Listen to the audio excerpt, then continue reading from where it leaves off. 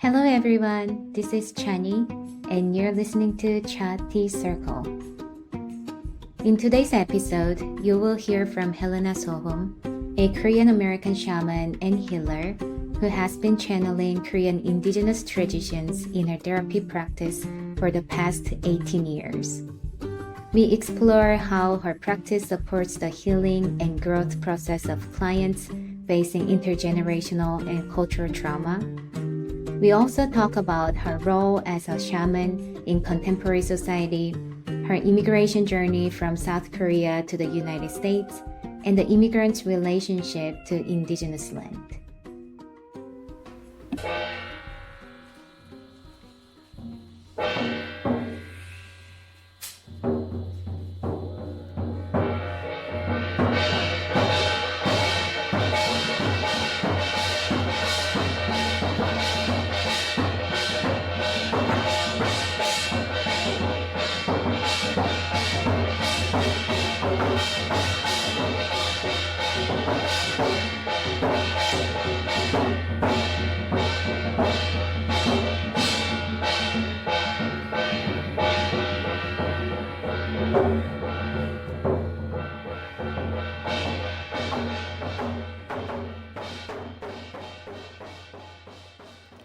Hi Helena, thank you so much for being here with us today. Today we begin with sounds from the ceremony you offered last January in Denmark. Even though we just heard a very short portion of the recording, I could feel the great intensity of the sounds with the muryong bell and janggu, a Korean drum. And for me, as someone who grew up in a Korean Christian family, the sounds were very familiar in the Korean context, but at the same time, quite foreign in the Christian context. So can you walk us through what was happening in the ceremony and your role in it? Thank you for having me, Chanhee. This past January, my husband is from Denmark. So since we got married, we've been going back to Denmark and annually now. But this is the first time I offered a ceremony in Denmark since becoming a mudang. So that ceremony, it was special in that it was a culmination of many things that happened. Back in 2018, when I became initiated as a Korean shaman, I received a vision when I came home. And the vision was of the ancestors of all the Korean adoptees around the Western world. Korea adopted out nearly 200,000 babies to the Western world, and Denmark took in about 9,000. So there's a huge group of adoptees in Denmark that I didn't know about. And then when I became a shaman, many adoptees started coming to me in my shamanic practice. And naturally, they're interested in connecting to their culture. So at the ceremony, there were Korean adoptees, and they were from Denmark, and actually several came from other parts of Europe. There were Korean immigrants, or children of immigrants, who also came from America or around Europe. And then another group were indigenous people. So Denmark was a part of brutally colonizing Greenland and the Inuit people there. And I visited Greenland not last year, now 2022, and made some friends who were Inuit. And so several women who were Inuit originally from Greenland were at the ceremony. And then a Sami person from Norway also came down to the ceremony. So there was a group of indigenous women. And then the last group were white Europeans from Denmark and nearby countries. So we all gathered to honor our ancestors together. And Danish adoptees were responsible for keeping the Korean government accountable for what's been happening in the adoption world. So apparently Korea was involved in falsifying lots of adoption papers so that children could be adopted out. And there's a huge article from the New York Times and the Guardian in 2023 in the fall. So I didn't know about this as I set the ceremony in motion. And then the very week of the ceremony, in January 20th, both Denmark and Norway stopped all international adoptions to their countries because they knew that there was so much corruption happening at the international adoption. I was surprised that all this was happening together with the ceremony. And of course, the Greenlandic people also suffered deeply. One of my friends who was present at the ceremony is a Greenlandic Inuit woman who was coerced to be adopted. So these stories were all intermingling in the ceremony, and we honored all of our ancestors, connected, and hopefully relieved some of the pain and suffering of our ancestors. So that's what you're hearing. And the music was provided by Professor Dongwon Kim, who has been a part of Yo-Yo Ma's Silk Road Ensemble, and I will talk about him more later and how he's a very important figure in my development as a mudang. And another person from Switzerland who was a student of Professor Kim also came to play, and she herself is a Swiss woman, but initiated as a shaman by the great Manshin Kim Kumhwa. So there was lots of support for the ceremony in a way that I couldn't even imagine. As I'm hearing about how the ceremony happened with all different supports from individuals, I'm curious to hear what are your thoughts or feelings when you mediated these two worlds or when you helped individuals to connect with their ancestors. So when I do the ceremonies, it's pure magic. I feel ecstatic. I feel a sense of freedom that I don't feel in any other space in my life, in the world. And it's an expression of primal energy that's inappropriate in most polite society. So there are parts of the ceremony when, if I allow myself to completely be taken over by letting go of my inhibitions, I access animals, maybe from the actual, animals from our planet, but mythical animals and energies and different spirits. So it's a sense of freedom that I get. And it took a long time to get there, to be able to let go of the social rules around who I should be, so that I can get to this place of expressing these pure energies. And it's not only for my benefit, right? The shaman's role is to help the community and the tribe for their healing. So I'm only a vessel through which these energies are coming through. And I want to help people experience a little bit of this magic and use it in their own lives. So it was our first healing space as a group. But if you think about current times, there are very few spaces where people can access these states. I want to talk more about these rare spaces you operate as a shaman. How do you define the role of shaman in our contemporary context? And what does quote unquote contemporary forms of shamanism mean to you? And how does that work in practice? I think it means a lot of things.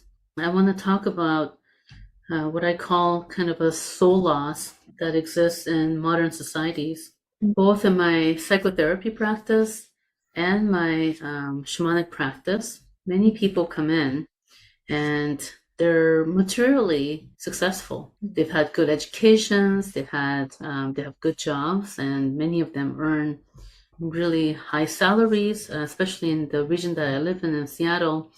People are in the tech world, corporate worlds. They're successful. They have relationships. They may even have families, but many are anxious and they don't know why.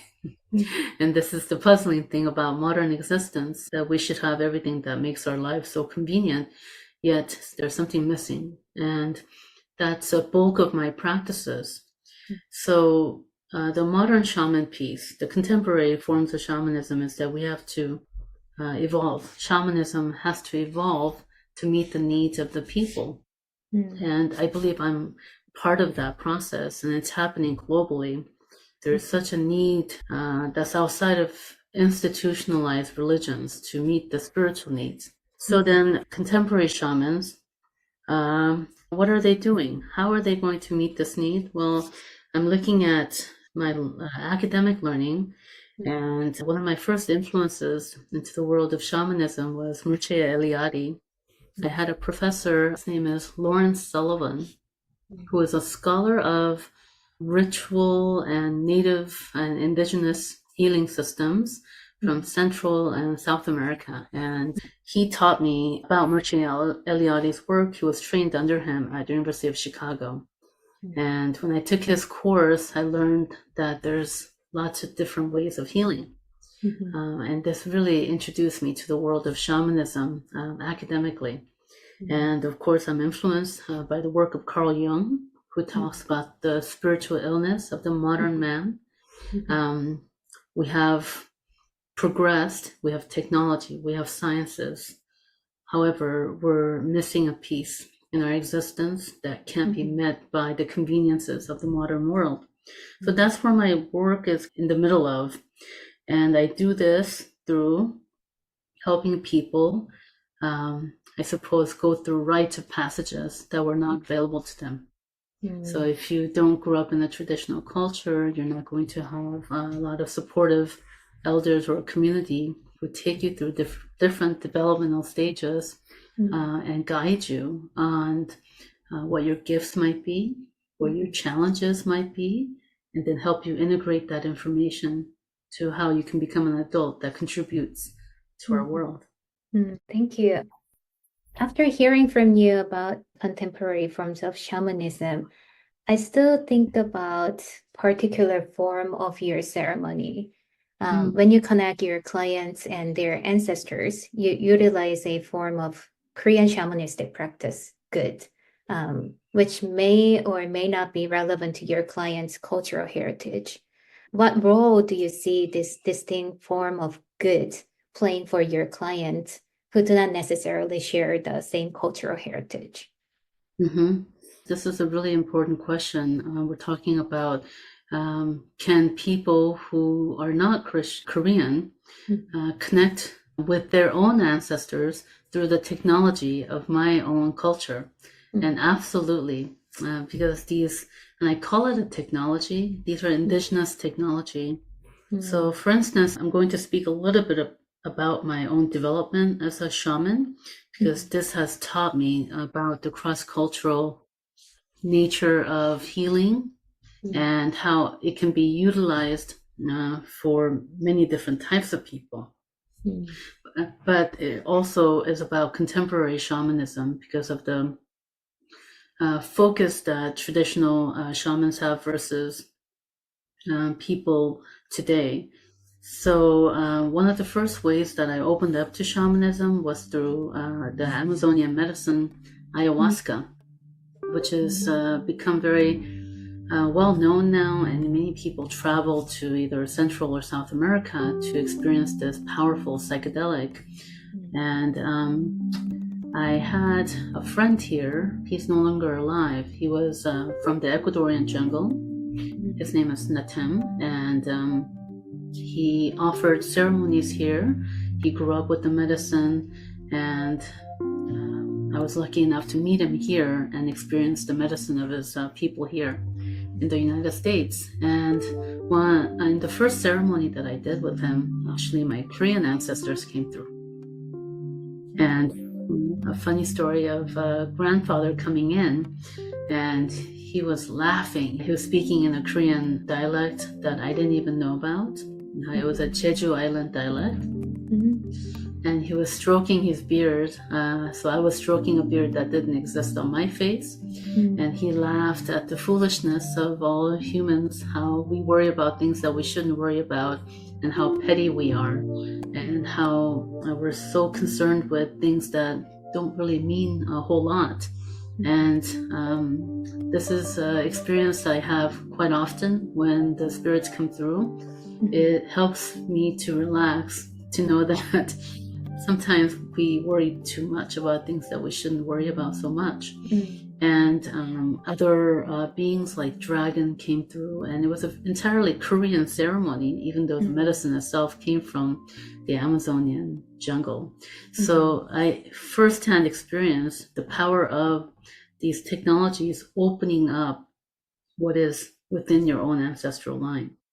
So this is really important. Another experience for myself in my development was, I want to mention Professor Dongwon Kim again, the master percussionist who helped me on multiple levels So I met him in 2023.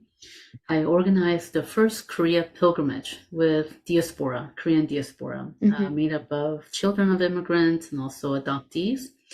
And I needed musicians to play for the ceremony, but I didn't know how to access them. And quite frankly, I'm a little bit intimidated by engaging with the Korean shamanic community. I find that I work very differently and think differently than many of the people in that world. So I've actually cut myself off completely from that world after initiation. And because of the corrupt nature in which a lot of mudang work, I don't want to criticize the people who've helped me, but it's a general trend that many of them are charging between $10,000 to $40,000 for ceremonies, and I find it very distasteful that healing work is done in that kind of very materialistic and capitalistic way. So on my social media, Professor Kim was there, and I thought surely he would know some students who could play for the ceremony because I didn't have a large budget. And when I told him about the project, he agreed to play for us. He wanted to play for us. And Professor Kim has a huge heart, and he wanted to be a part of something that I was putting together.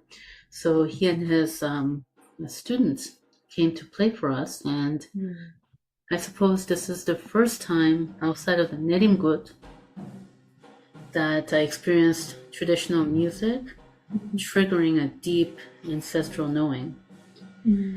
And during the ceremony, I was able to access spirits and realms that I wasn't able to do on my own before. And as an example, I'll give the story of when he played one song, he also sings.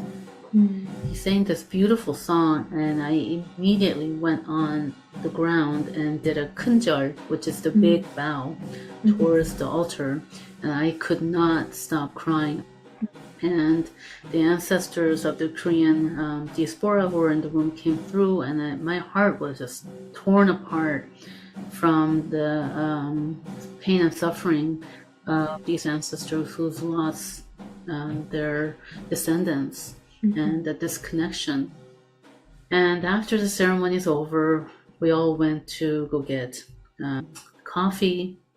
And I asked Professor Kim, what was the song that you played for me? Because I really had a strong reaction to that song. And then he says, well, it's a song that's played in the ceremony when the shaman bows to the altar. And that's exactly the motion I fell into to play the song. So these are the moments where I learned about how the tradition can trigger this. Now, your question about how do we translate this into people outside of my culture, well, I already explained what happened with the ayahuasca ceremony, but it's also that I've taken my academic training and experiences of learning about human consciousness and how to access transcendent realms and mystical realms through different ways, through my training as a transpersonal psychologist, and I'm also a certified hypnotherapist. So there are different ways that we can access these realms. And then I took the best of my tradition, the Korean tradition, and I kind of integrated. And when I first started doing ceremonies, so because I was cut off from the tradition, that was a really big decision for me. I knew that by cutting off the tradition and all the people in it, I would not have access to the learning because the Korean ceremony is very elaborate. It takes years to learn all the songs and the ritual and the steps. It's beautiful, but I knew that I couldn't live with the spirit mother for years to learn this because I live here in the United States and I have a life that I have to lead, and I couldn't go to Korea frequently enough to learn those. So part of me was very sad, but something told me to let go. By letting go, that I will be given something entirely new and different and unique. And I did. And one of the first ceremonies I put together, I did a ceremony here in Seattle, but also in LA. Mm, And I started recruiting musicians who were able to do improvisation. mm, I have musicians here that are wonderful that I work with in the Seattle area. mm, And I'm also interested in developing this as some kind of a larger project in the future where I can collaborate more with other musicians to do cross cultural work. mm, And in the ceremony setting, because of the nature of the topic, most people who end up coming to my events are also very sensitive people, and many of them are healers themselves. mm, And they also validate the process and the experience by having their own experiences. mm, And sometimes they report seeing or sensing things that match with what I was experiencing, which mm, is adding to the data, I suppose, of what was mm. happening for all of us. For me, it is very powerful to hear about indigenous technology that evokes certain emotions or bodily practices. Um, and it is also amazing that whichever the form is, whether that's indigenous or contemporary, your work seems to aim for healing. I want to ask you, what made you think about doing this healing work, and why is it so important for you? Mm, it's something that I've been obsessed with for most of my life. I believe the only way we can heal our world is through healing ourselves. And I'm just a piece of the puzzle in helping people heal. Because what I'm noticing is that we're really at an important point in our evolution, I think, where we can self destruct or we may come out with something special. And that can only happen through integration of modern sciences, but also wisdom traditions. And there's been a turning towards the indigenous ways to learn from indigenous peoples, not only to go back to that way of living, because we can't, we've lost it. We can't go back to that, but we can certainly integrate. And I will also talk a bit more about my own background, my personal background that led me to being obsessed in a way with healing, because I've been interested in human beings and how we operate ever since I was a child. It fascinated me in terms of why people do the things that they do. But it's also beautiful. Life can be so much more than just living a comfortable existence. Hmm. Well, you just mentioned your childhood being interested in human beings. I'm curious to learn more about your upbringings. What was your childhood like? And your website also mentioned your immigration journey. So could you tell us about your childhood and how you came to the States as well? Let's see. My childhood. So I was born in Incheon, South Korea in the 70s. And before I came to the United States, my childhood was ordinary in a way, but with some interesting occurrences that gave me a sense of difference early on. Mm, So I grew up with my mother and her family. My father went to the United States when I was 3 years old. And initially, that was to prepare for the entire family migrating to the United States. But that separation turned out to be a longer term separation for my parents.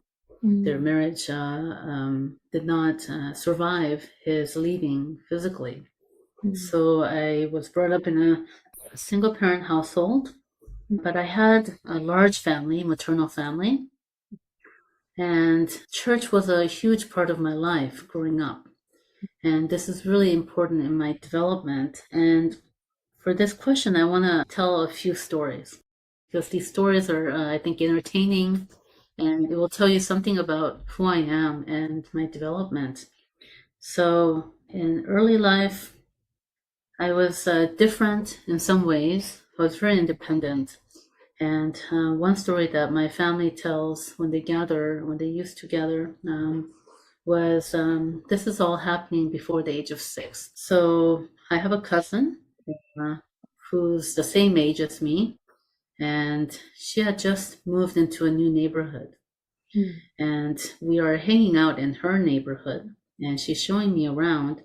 And we had to go back to where our family was. And as we're walking, I get the impression that I don't agree with her on her directions. She wants to go one way, and I think I'm right, and I tell her we should go a different way. Except I'm not the one living in that neighborhood; she is. So I was very independent and self-assured, and I argue, and I would not go with her. She has I would say, a kinder personality and a softer personality. And she left on her own, knowing that I was wrong, and she cried all the way home. And so she goes back to our family, and they're asking, "Where's Haeyeon?" And that's my Korean name. "Where's Haeyeon? Where did you leave her?" And she told the story of how I argued with her and went a different way. So I have memories of this moment when the panic set in, that I was very wrong and I was lost. So I remember looking around thinking, what am I going to do now? I really put myself into a pickle now. And I saw some neighborhood children playing who were older than me. So they're like, teens. And I remember them being boys. So I went up to them. I said, "Oppa," which is the term for older brother. "Can you help me? I'm kind of lost here." And I asked for the police station. That's smart. Each neighborhood had a police station. It was very communal. And although I was panicked, I don't think that we have that sense of community now, especially in the United States. So this is an example of the communal living, collective living that we had in my childhood.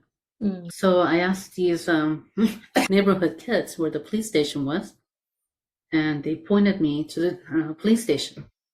So I go there, and the neighborhood has an announcement system where they can make an announcement to the entire neighborhood, and everybody can hear it from the system. And my grandmother was taking a nap at the time, and she hears, "If you're the guardian or the parent of Choi Hae-yeon, please come to the police station. She's here." And my grandmother got up. It's like, "What, Choi Hae-yeon? That's my granddaughter." And she ran to the police station, and she was shocked by the scene that she saw. All the policemen were so entertained by me. I was a very verbal child. They had sat me down on their desk, and I was entertaining them with all sorts of stories and singing, and I had memorized tens of hymns from church and Sunday school, memorized verses from the Bible and stories. So I was telling them about my family, how my father had gone to America and my mother has a new child, and just entertaining everybody. You're not scared at all. I was not. I was having a lot of fun, actually, meeting new people, and my grandmother came and got me. So that's one story. The second one, I had an older aunt who was from the former marriage of my grandmother. So both my grandparents were separated from their original families, first marriages, and children due to the war, the Korean War. And this oldest aunt, she was a restaurateur all her life, and she and her husband owned Korean barbecue restaurants throughout their life until retirement. And they were opening a new restaurant down south. I believe it was Jeolla province. So they needed help, and my mother at the time didn't have employment, and she was a single parent, so she needed the job. So she took me and my brother, and we went with them to the countryside where they speak a different dialect. One of the first days that we arrived, I disappeared again. It seems to be a theme. I just ran out into town while the adults were just doing their thing of setting up the restaurant and moving in. And all the adults are like, "Where did Haeyeon go?" My uncle, the husband of my aunt, went everywhere around town, and he saw me, but he was so shocked at what he saw that he came home and brought everybody over to show the scene. So apparently I had gathered all the children of the town I Wow. was standing on a rock and gathered everybody in a circle, and I was sharing Bible stories. And these children they weren't used to the Seoul accent, so I Uh-huh. wasn't speaking their dialect. I was speaking in a different way, and I was telling them stories they hadn't heard before from the Mhm. church. These are stories of Noah and these are stories of the Old Testament that I Mhm. learned in Sunday school. So all their little twinkling eyes staring at this girl from the city. And Mhm. again, I surprised my family. And Wow. then In your first day in the area. yes, I wanted to meet new people, and this curiosity followed me throughout my life. And the third story is that during early life, like I mentioned, church was a huge part of my life. And Mhm. one summer, they had Bible school where children can come 3 or 4 times a day to the church, and they provide a lot of programming, Mm. which is nice to give the parents a break. And I was quite independent, like all the children in my neighborhood. We walked everywhere on our own without Mhm. supervision. This was a normal part of our life. Mm. So I was a bit obsessive, and somehow I wanted to prove something, I think. I'm not even sure that I was aware of it, but I went to every service, Oh, meaning wow. morning, midday, afternoon, maybe even an evening one. Went Wow. back and forth, 3 or 4 times a day for a period of time because I knew there Mhm. would be a reward at the end. And I was expecting some great award, Mm. something nice. Mhm. And at the last day, I get a sketchbook for coming to this every service, and I was a bit disappointed. But I'm telling the story partly Mm. because I think it's entertaining to hear about these, but it's also the developmental lessons that I had to learn for my own personality. Mm. So the independence sometimes goes into not being able to listen to others. In my first story of not listening to my cousin, this can be a gift, but also a challenge in my personality. And I had to Mm. mature that through my own healing process to become interdependent and to Mm. take feedback and to listen to others and not Mm. be so arrogant that I might be the one who knows everything like I used to think as a Mm. child, getting myself lost in a new neighborhood. And then the second story, I've had a curiosity towards other cultures and meeting new people. This Mm. has brought me to all sorts of places and meeting interesting people. And part of my trip to Greenland in 2022, that I'm always interested in meeting new people, but also in the spiritual realm, lots of teachers and mentors and gurus fall into the trap of power and ego.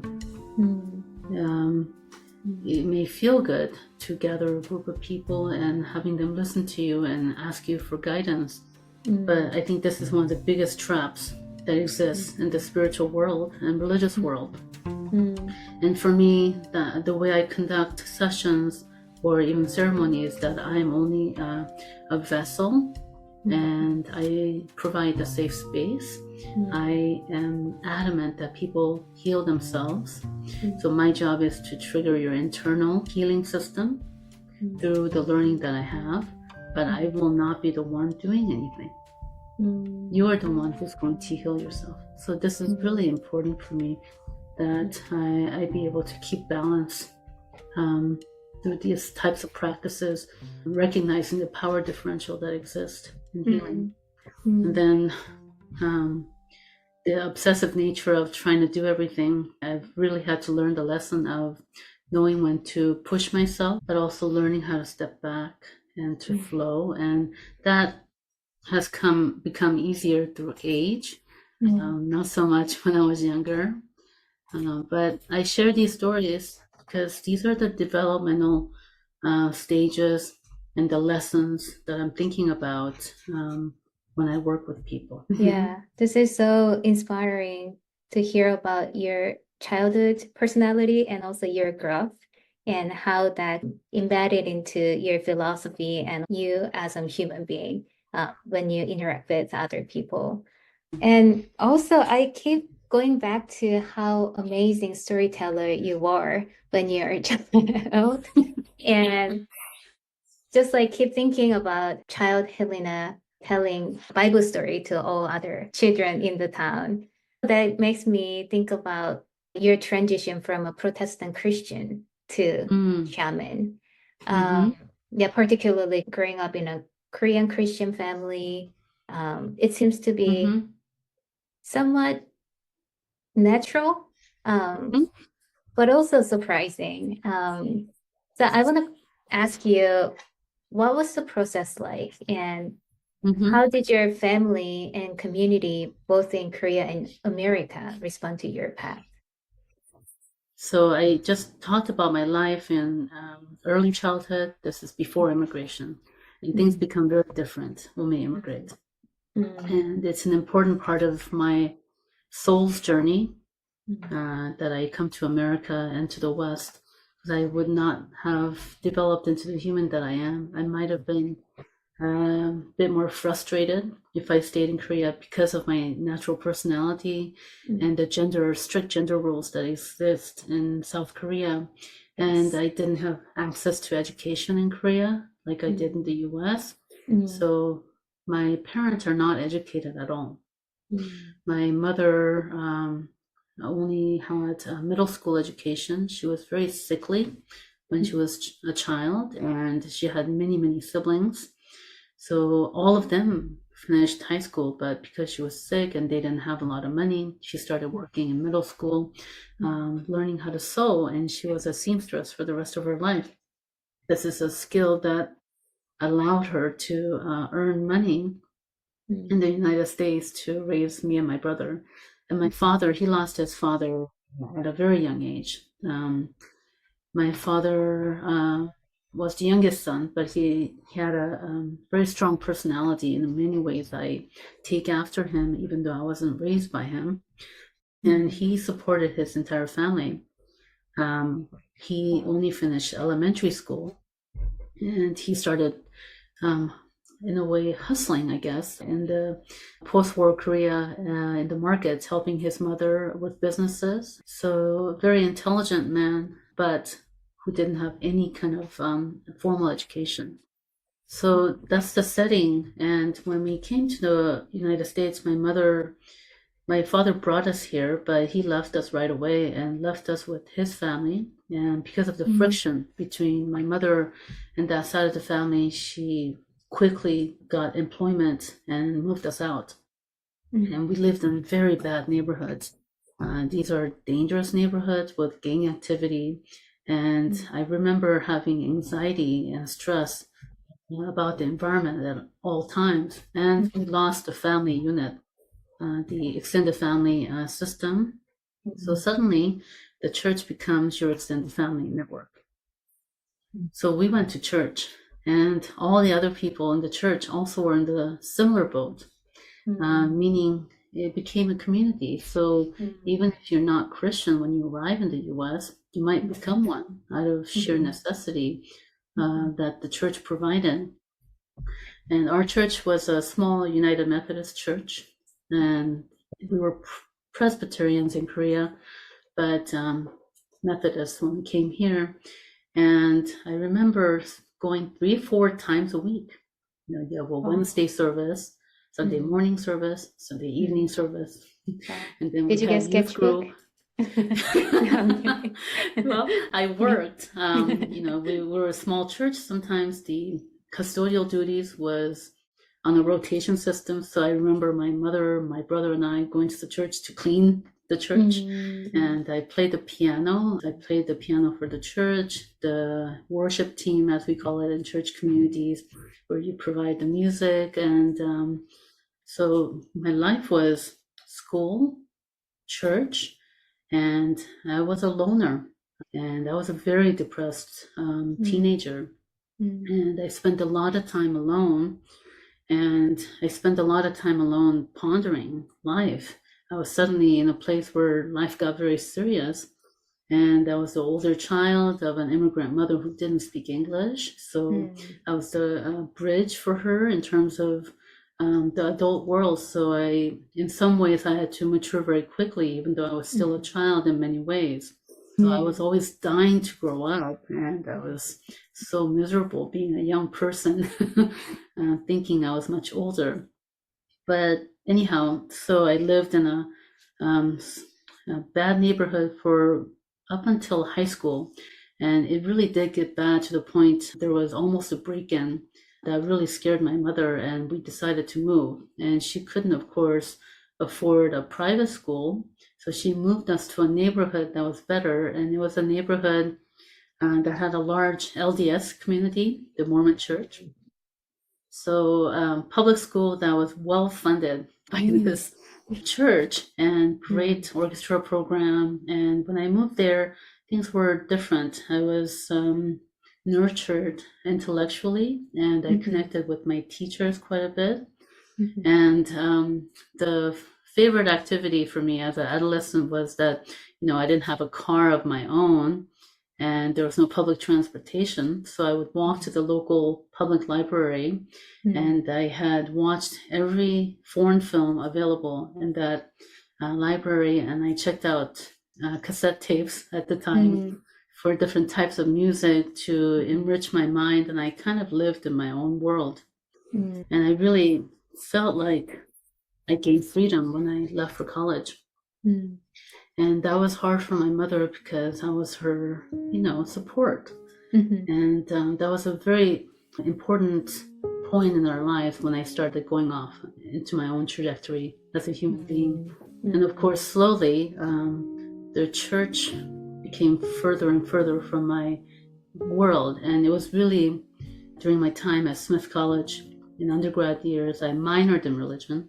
My major was psychology, where I took both Old Testament and New Testament courses, so hermeneutics and learning how to read text. And I started seeing, well, it's not what I've learned from church. These are texts that are bound by culture and history. And when I started learning how to read these historical texts, it didn't make sense to have that kind of faith where the stories are concrete, but that these are myths and symbols. And I appreciated the teachings of Jesus and what it brought, but I also saw that there's a lot of discrepancies within the text. And so I gained a different way of looking at Christianity. My first master's was in theology from Harvard Divinity School. And that was a choice made from being disappointed in psychology, actually. At the undergrad level, psychology wasn't about healing. We learned a lot about human behavior and motivations for behavior, but I didn't get much on content on healing. And that's what I was interested in. And that's where I turned to religious studies. And during my time there, I considered becoming a minister. That was the last kind of, decision when I let go of that. It was because I couldn't imagine sitting or standing at the pulpit and preaching only to the people in the church. I had an understanding that I needed to reach more people outside of the church, that I wanted to help people have an understanding of life and what it might be about and a larger scale. So that's when I let go of the church altogether.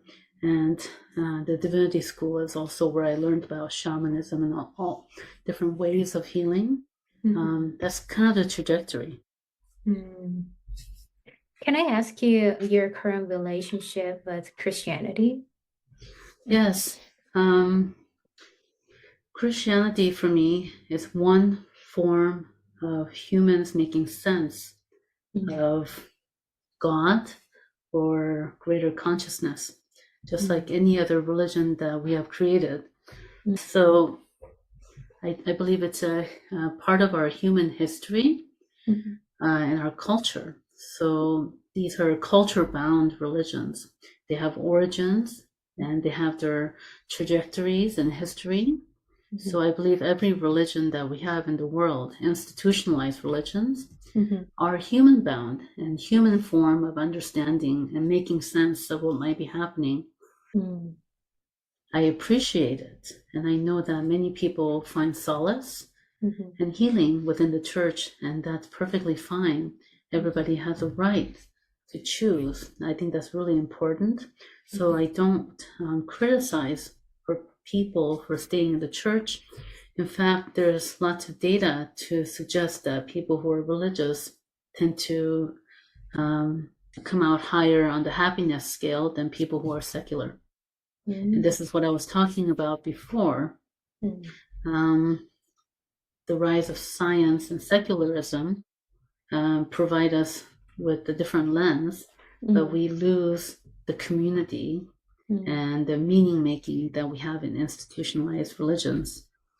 So people within institutional religions may have a higher level of meaning and how they see the world and organize their world, but they're also limited in what they can explore. And I don't like limits. I want to be free to explore. I kind of want to go back to your experience of being an immigrant in the United States. I guess this experience of being an immigrant seems to add more layers to your role as a healer. What is your relationship with your motherland of Korea? And what is your relationship to this indigenous land we are currently in? Yes. So I'm going to talk a little bit about how I actually became in Bhutan and how that's changed my relationship to Korea. So in my 20s, I started returning to Korea. I had an interest and I had large family there. Part of it was staying connected. I didn't go back to Korea after immigration until middle school. Then we had a large break. It's just expensive to return to Korea. And then during college, I visited a couple times and I spent 1 year teaching there. Right after actually divinity school, I took a year and taught English in Korea, and that's the first time I really connected with the culture because I was living there, not just visiting. And I thought there are a lot of beautiful things there, and people were starting to open up to foreigners at the time. That was 2002, 2003. And I started seeing that also in Korea, that they were getting interested in yoga as a practice that came, not yoga from India, but it was a yoga that went to the West, to America, and then went back to the East, to Korea. So there were, and mindfulness was coming up. So by going back more frequently, I had more contact, and my Korean I was able to maintain better, which was important for me. I heard a distinct voice when I was in my teens that told me to maintain my Korean. So I made extra effort. And then in my 30s, that was really a time of turmoil. I was trying to get my PhD, and I was burned out from too much school already. And also, that's when the spirit illness really started kicking in. I was having nightmares most every night of spirits, and they were so vivid that I still remember some of the textures of the skin of the spirits I would touch to bless them, to help them go to higher conscious levels. And these were not like dreams, ordinary dreams. I was working on the other side, and it was frightening. And I also felt lots of energy throughout my body, heat, sensations I couldn't explain. And here I was trying to finish my dissertation. I was finishing up my doctoral training, also working, and then I had opened during that time my own private practice, working on the weekends. So I was pushed to the brink of what I can handle as a human being with the spirit illness, and talking with different mudang told me that I need to become initiated, and it was a very confusing time. I didn't know what to do, but what happened is that an ancestor who came in the form of my own maternal grandmother, I believe that it was an older ancestor who took on the form of my own grandmother that I knew, who had passed away to help me, to put me at ease. And she would come into my dreams and she would give me direct messages. These are direct messages of next steps to take, pointing out the person who would initiate me, pointing out this is how you're going to do it. And then when I talk to her once in a dream, what about the family? They're so Christian, I say. And she says, don't worry about that. I'll take care of itself. So I believe it's an older ancestor who came to help me. And in one of the dreams, I was back in Korea shopping for a white hanbok. And in Korea, the white hanbok is a symbol of death. That's how I understood it at that time. And so when I woke up from this dream, I thought, is somebody going to pass? But then I later realized that the white hanbok was for me to become a mudang, because the shaman wears a white hanbok during ceremony as a sign of purity when she's offering herself to the deities and to the spirit world. So these are dreams that came, and I also dreamt of the great bear mother, who is the founder of the Korean nation, the mythology of the bear and the tiger who enter a cave. And so I would have dreams, multiple dreams, where a woman would enter my apartment at the time. And then a bear would enter my apartment. And then suddenly she would turn into a woman and walk out. And I was not the only one who had this dream. My husband, who's not Korean at all, and who grew up in a very secular nation of Denmark, also had the same dream. I take these dreams very seriously, whether it comes through me or often when I'm too stressed or tired to dream properly, my husband gets the dreams. Wow, that's amazing.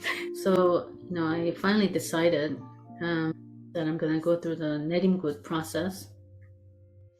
The initiation, I went back to Korea on my own. I didn't tell anybody in Korea. I didn't tell my mother. My husband was confused because he didn't know any of this. I was supposed to become a psychologist, and I'm very late on finishing my dissertation. And then you're gonna do what? You're gonna go to Korea and become a shaman? But I couldn't explain. I couldn't explain how it was important. And there was a part of me that was also, of course, honored that I was chosen to do this work. And I think we have to be very careful of that feeling. There are a lot of diaspora now who are yearning to do this work without proper guidance. And some people have to do this work, but it's not an easy path. And there are a lot of things that have to happen in order for you to do the work. The one day of the initiation ceremony or the ceremony itself doesn't make anybody a shaman. It's your life that makes you a shaman, and that's just one step in the process of becoming a healer. So I think it's important to know that that ceremony was important for me, but that's not the only thing that made me into who I am today. But because of that ceremony, I learned how spirit can work. When the music started playing, I was told to jump. And it's not easy. I jumped for many, many hours that day without the spirits coming in, and I was getting disappointed. And my analytic mind was getting in the way. And I thought, I have a good life back home. I don't need this. And I almost had thoughts of giving up everything and just going.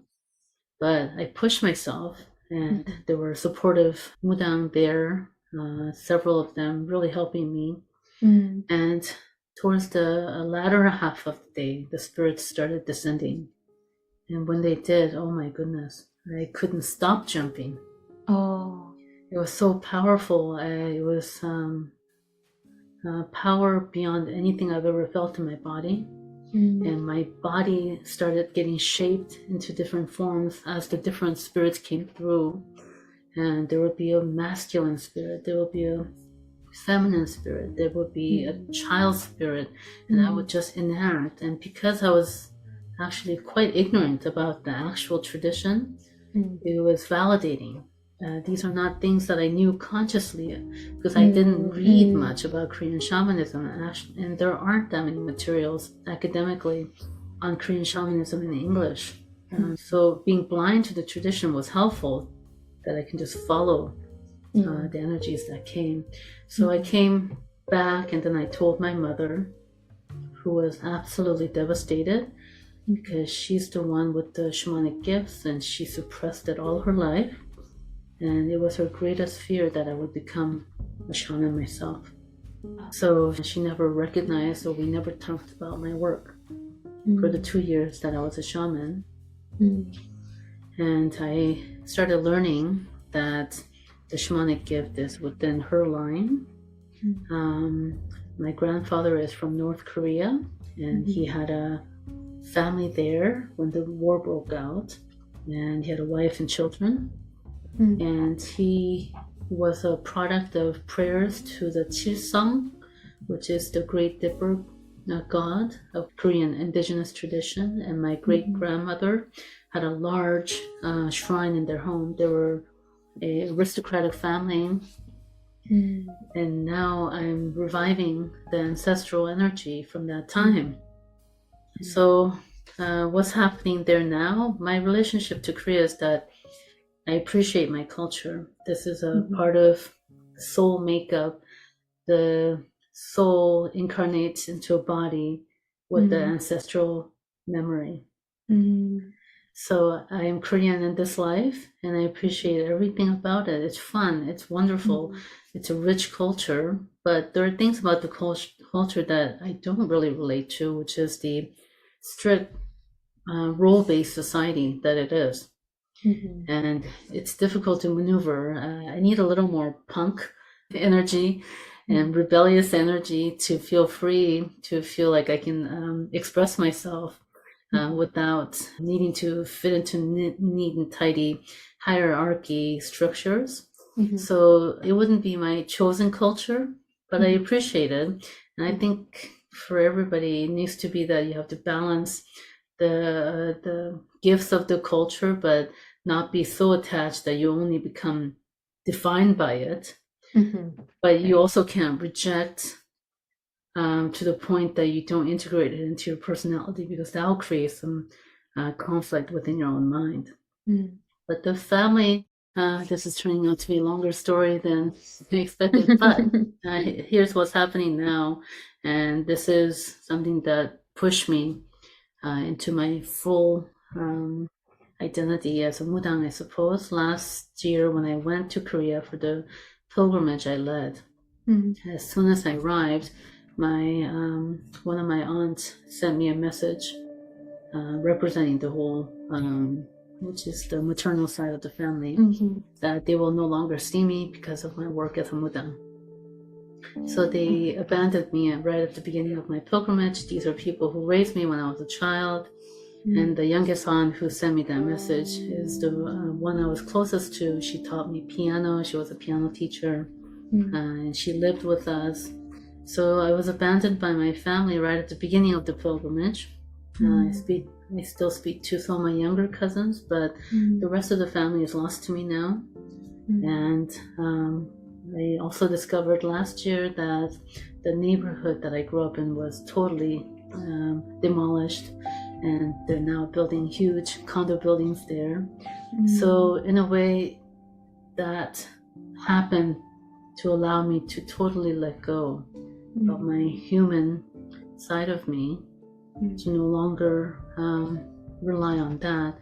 And it was painful, but it also freed me to be who I am and to do my work.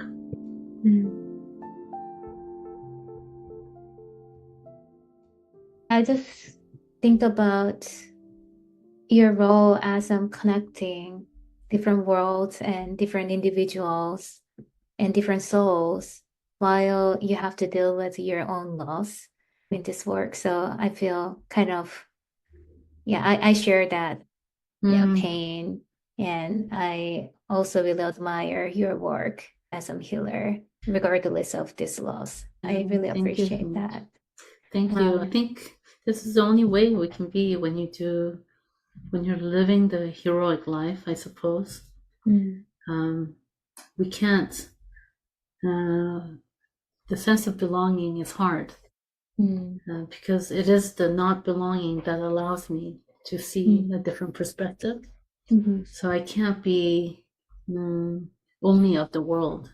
I Mhm. am a human. I live in the world. But I can't only Mhm. belong to the world, because then it doesn't give me the lens that I need to be an outsider, to provide a different perspective.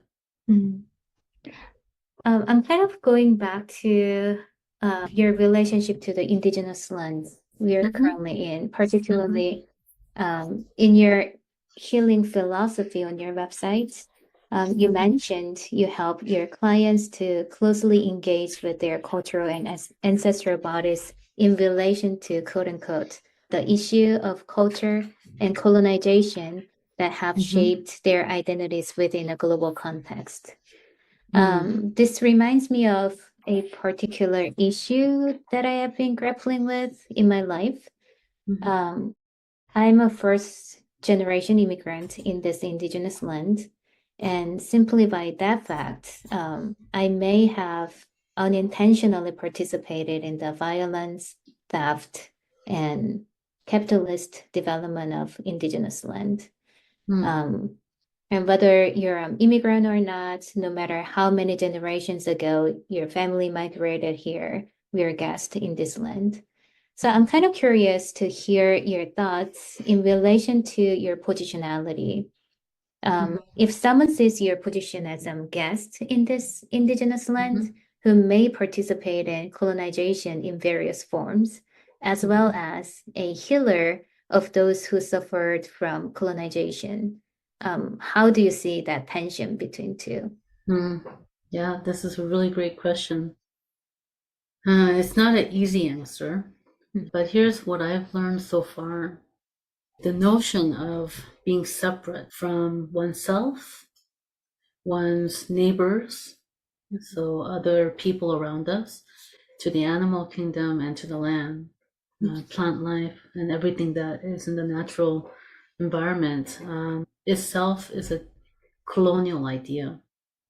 It came through the European Enlightenment that categorized and dissected into separate pieces, and which gave us the scientific method and the Western scientific paradigm as we know it now.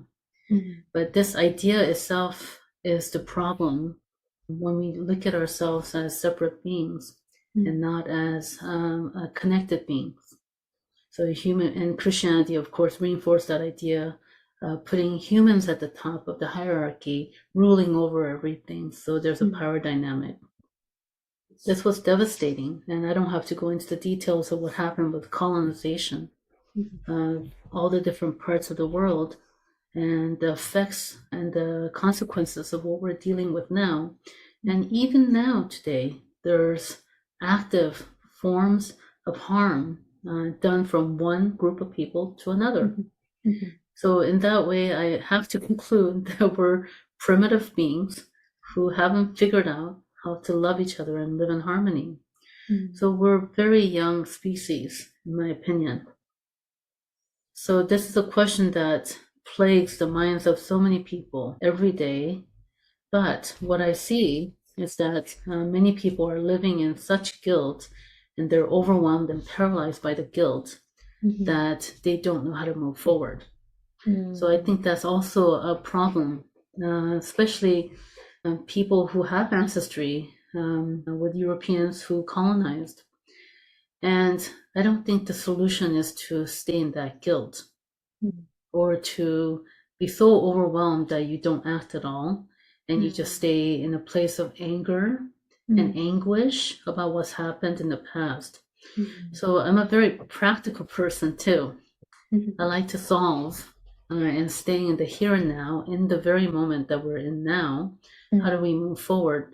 So by practicing the art of recovering your own indigenous mind, you no longer see yourself as a separate being. And part of that process is education. So there's no more excuses now. Everybody has access to so much information where they can learn about the colonial history of our planet.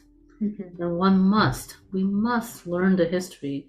You cannot remain in ignorance. You have all the information available to you. So I think it is our job as a human being living now to learn the history, educate yourself. But then, and this is the really hard part, everything comes down to living the best version of you, which is that every individual has a responsibility to do their best.